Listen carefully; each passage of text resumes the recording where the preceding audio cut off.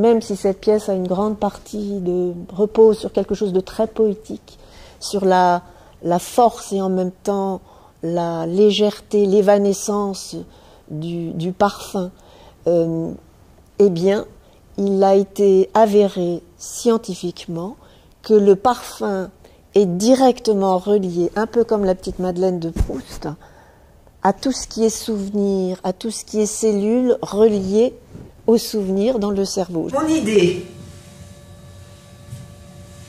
est donc très simple. Enfin bon, si vous l'acceptez, comme ils disent pour les missions impossibles. J'aimerais que vous puissiez créer des fragrances qui permettent à mon fils de se souvenir de tous ces moments agréables que nous avons partagés.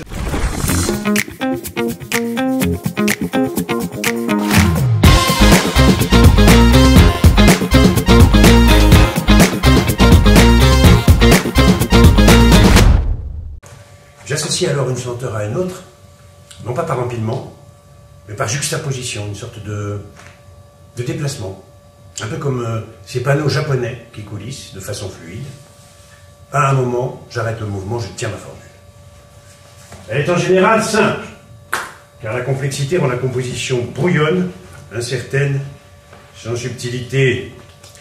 C'est ainsi que je procède pour les parfums de Darius.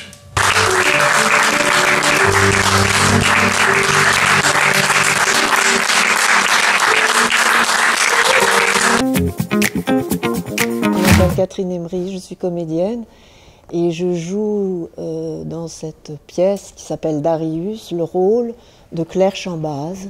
J'ai besoin pour vous la formuler le plus clairement possible de me donner le temps de l'écriture et de supporter l'attente de votre réponse. Nous avons tout d'abord besoin de faire connaissance.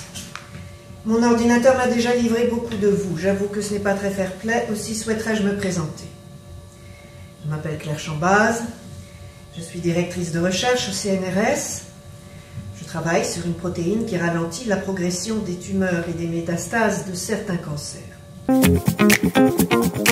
Claire Chambaz, qui est une femme qui a un fils qui s'appelle Darius, et en fait c'est le personnage principal de la pièce, mais on ne le voit jamais. Mais on ne fait que parler de lui, penser à lui, s'occuper de lui, l'aimer en un mot. Et qu'est-ce qui va se passer? Eh bien en fait, Darius est un jeune homme qui a beaucoup voyagé dans le temps, qui aimait beaucoup voyager avec ses parents, avec sa mère. Et il est atteint d'une pathologie qui fait qu'il ne pourra plus vraiment bouger, voyager, prendre un avion, prendre le train. Et il a une idée formidable, géniale. Il va dire à sa mère, « Maman, est-ce que tu pourrais aller contacter un grand parfumeur et lui demander de créer non pas des parfums, mais des fragrances, des odeurs, des senteurs, qui pourraient me permettre de me rappeler tous ces bons moments que nous avons vécus ensemble.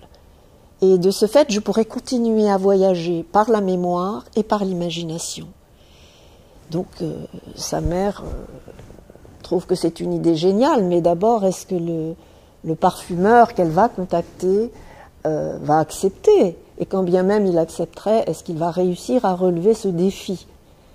Eh bien oui, parce que même si cette pièce a une grande partie repose sur quelque chose de très poétique, sur la force et en même temps la légèreté, l'évanescence du parfum, eh bien, il a été avéré scientifiquement que le parfum est directement relié, un peu comme la petite Madeleine de Proust, à tout ce qui est souvenir, à tout ce qui est cellules reliées aux souvenirs dans le cerveau. Je ne peux pas vous en dire plus et de façon plus scientifique, parce que moi, j'y connais pas grand-chose.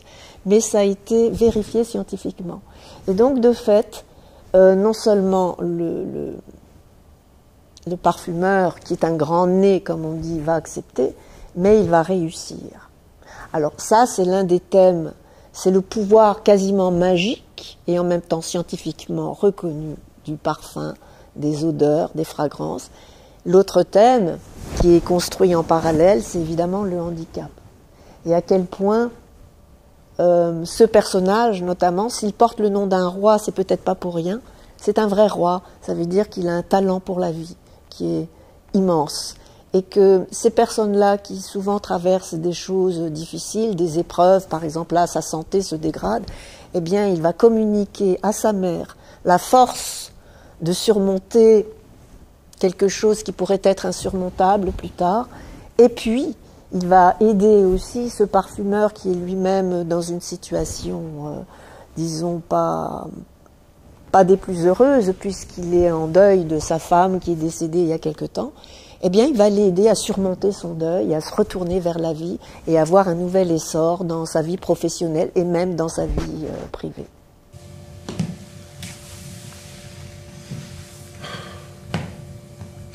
Je sais que je suis encore un peu convalescent, mais déjà je vais mieux.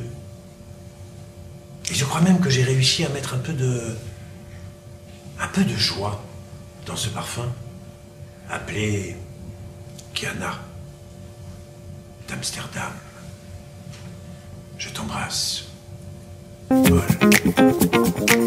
Alors, on l'a joué d'abord, il a été créé au théâtre de l'Essaillon, qui est à côté du Café de la Gare, derrière Beaubourg. On l'a créé là, dans cette petite salle, donc un théâtre qui est dirigé par Michel Laliberté et Marie-Jo Tiane. André Nerman a fait la mise en scène et nos producteurs, Marc et Valérie Chawa. Donc on a commencé dans la petite salle du cabaret, une salle voûtée très jolie, avec un mur de pierre apparente à l'Essaillon. Puis on est parti à Avignon. Puis on est revenu le jouer dans la grande salle. Et puis on est reparti à Avignon. Donc on a fait 2 Avignons. Le deuxième Avignon, le spectacle a été distingué parmi les 10 coups de cœur de la presse sur 1560 spectacles. Donc c'était formidable. Et nous avons eu le bonheur de le rejouer pendant 2 mois avec François Cognard, mon partenaire, dans la salle du Paradis au Lucernaire. Et nous allons repartir une 3e fois à Avignon cet été. Mon idée est donc très simple. Enfin bon, si vous l'acceptez, comme ils disent pour les missions impossibles. J'aimerais que vous puissiez créer des fragrances qui permettent à mon fils de se souvenir de tous ces moments agréables que nous avons partagés. Alors des projets, oui, mais ce sont des projets de projets, donc ça je n'en parlerai pas. Par contre, je joue dans un autre spectacle que je vais aussi reprendre à Avignon et qui est l'adaptation d'une nouvelle, d'un conte fantastique écrite par le jeune Balzac de 32 ans qui n'osait pas encore signer de son nom à cette époque et qui s'appelle Le chef-d'œuvre inconnu et qu'il avait écrit en même temps que La peau de chagrin. C'est Michel Favard qui a fait la mise en scène, qui a été réalisateur d'une 60aine de films, dont parmi eux une adaptation télévisée assez réputée, de grande qualité, de La peau de chagrin. Donc on est dans un domaine bien connu. C'est un seul en scène et je joue tous les personnages. Et ça va se jouer au Théâtre Essaillon. Et après à Avignon.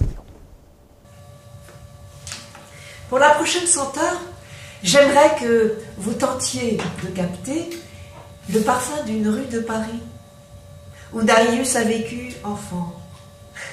Il s'agit de la rue Daguerre, une rue piétonne, commerçante, refuge de beaucoup d'artistes, comme Jacques Demy par exemple. Darius raffolait de ces demoiselles de Rochefort. J'ai trouvé le spectacle extrêmement poétique, un spectacle qui aborde un sujet difficile auquel j'ai été confrontée professionnellement, la relation en particulier entre une maman et son enfant handicapé.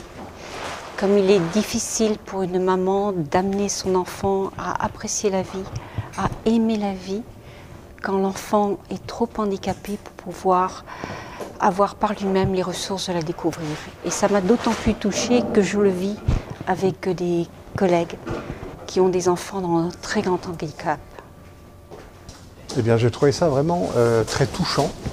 C'est vrai qu'en étant dans la salle à proximité des artistes, on a vraiment l'impression d'être impliqué dans les scènes. Et puis cet échange épistolaire entre le parfumeur et puis justement la maman de Darius, j'ai trouvé ça vraiment très vrai et puis très, très touchant, très subtil, avec des remarques, avec des traits d'humour et puis le personnage du parfumeur un peu bougon, mais de bonne volonté et agréable après. Et puis surtout la mère qui est très touchante par son attention vis-à-vis de son fils, tout ce qu'elle peut faire, ses créations de parfums. Donc j'ai trouvé ça vraiment très agréable et très touchant. Voilà. Darius était très curieux de le sentir. Malgré le fait que son corps soit tout enserré dans une coque, il frétillait d'impatience. Quand je suis repartie dimanche soir, il n'avait toujours pas trouvé, mais il n'a manifesté aucune irritation. Il savait que la règle du jeu était différente. Oh, il a demandé à sentir le flacon une dizaine de fois. À chaque fois que la note métallique surgissait, il éclatait de rire. Mais il n'a pas trouvé. Pas grave, m'a-t-il signé, c'était amusant, c'était déjà beaucoup. Et croire et avoir de la patience. Ce corps avait contaminé le mien. Claire, je ne savais pas que les corps ont une mémoire. Je ne savais pas qu'ils avaient leur vie propre, sans corrélation aucune avec notre conscience. Je ne savais pas qu'un corps pouvait être en manque d'un autre.